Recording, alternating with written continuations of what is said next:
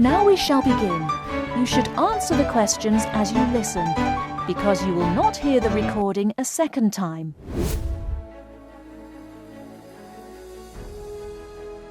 You are going to hear a lecturer giving a talk on a type of fundraising for business.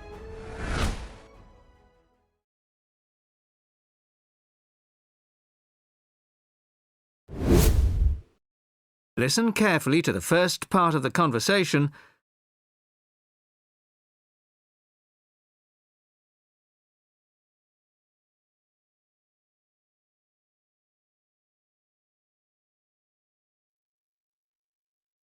Good morning, everyone.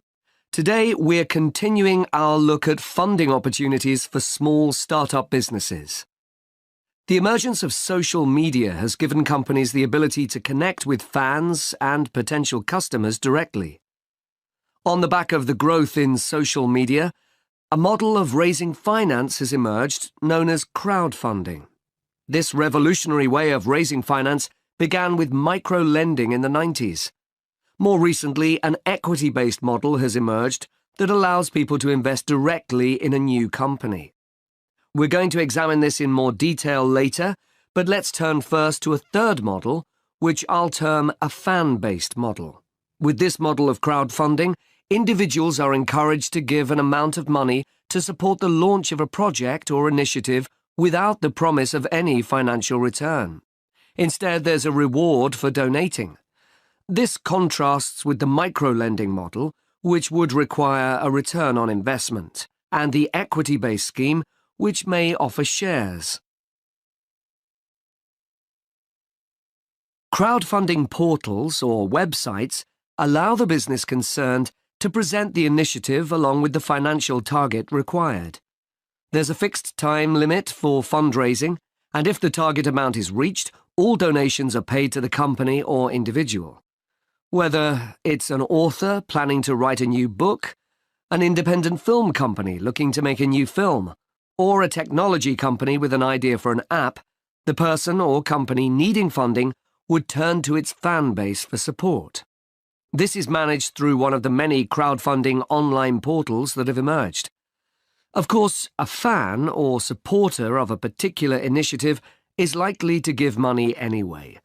But donation-based crowdfunding will often make donating even more attractive by offering a rewards-based incentive scheme. Let's take a film company, for example, that needs funding for a new film. For a small set donation, the donor might be offered a free ticket to the premiere or a DVD of the film.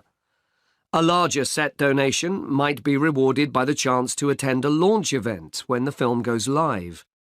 Those people who make bigger donations could even be offered the chance to meet the cast of the film, whilst the highest level donation could see the person's name mentioned in the film credits.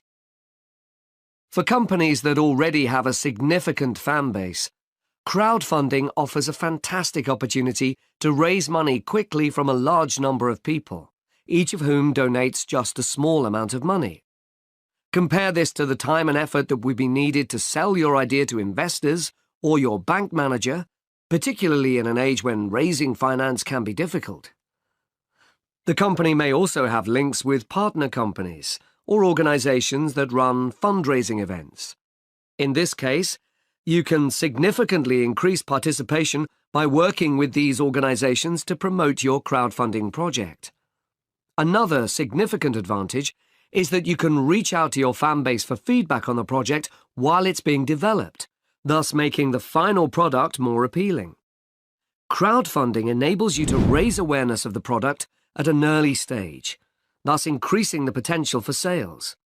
With so many people behind you, it can also act as a great incentive to get the best possible product out on time and on budget. You now have half a minute However, to there check are your answers. disadvantages to bear in mind. The model can be described as all or nothing.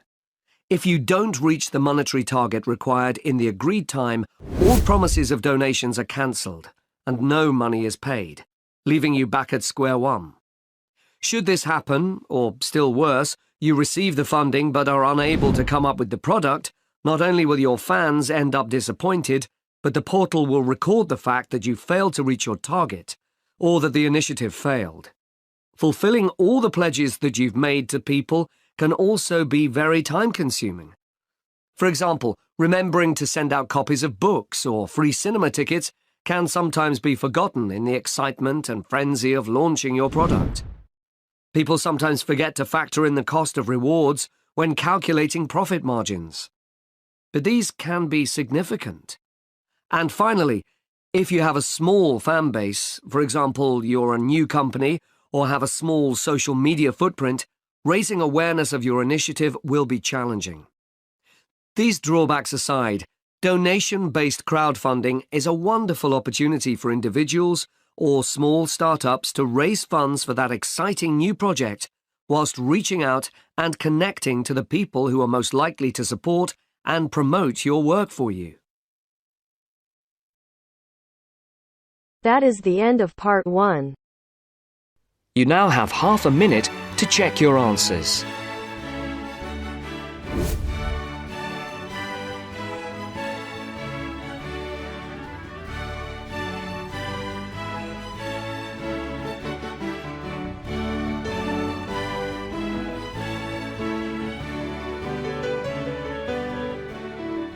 Thank you. Now we're done with the first part.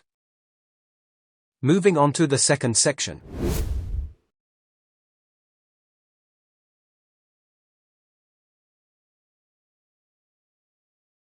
To complain about her new purchase. First, you have some time to look at questions 1 to 5.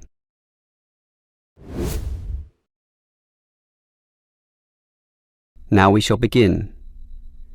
You should answer the questions as you listen, because you will not hear the recording a second time. Listen carefully and answer questions 1 to 5. Hello, is this the Dynamo Motorcycle Company? Yes, it is. How can I help you? Well, I have an instruction manual here for your new electric motorcycle, but I'm not satisfied with the purchase at all. Well, I'm sorry to hear that. But don't worry, I'm sure we can sort this out. Before we do anything, can you tell me the model number? At the top of the instruction manual here it gives the model number RTY34. TY34. Okay. Now, what's the nature of your complaint? It's many things, actually. The biggest problem is that you say in your manual that the battery will take the motorcycle 30 kilometres. That's right. Well, it's lucky to take me 8. The battery is usually flat by then, often leaving me stuck at the side of the road. Are you sure you're charging it correctly? I'm fairly sure. I follow all the instructions and plug it in for a long time. And are you sure you charge it for the required 3 hours? I charge it until the charging light goes off, and that's 2 hours, so that should be enough. And there's a serious design fault with this motorcycle. When you're riding it, there's no meter to show you how much power is left, so you actually don't know when the machine is going to stop working.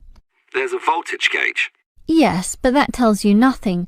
The needle fluctuates about from 55 to 45, so whatever it says is meaningless. According to the manual, you're meant to charge the battery if the needle falls under 50 volts. But even when you charge it, it can go below 45. As I said, the needle just waves all over the place. The result is that I'm always worried that the bike will leave me stranded in the middle of nowhere. Well, I'm sorry about that. Sure, but what are you going to do about it? Unfortunately, we don't have a refund policy, but if you take the bike to one of our shops, our mechanics will look at it. Perhaps there's a problem that we can fix. The gauge, for example.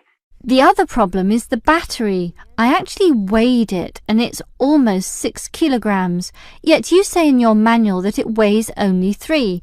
I can barely pick the thing up, so it's not 3 kilograms at all. Maybe you purchased the wrong model by mistake. I doubt that very much. Basically, I think I've been defrauded, and I'd like to know what you're going to do about it. All right, I'll put you through to our complaints department.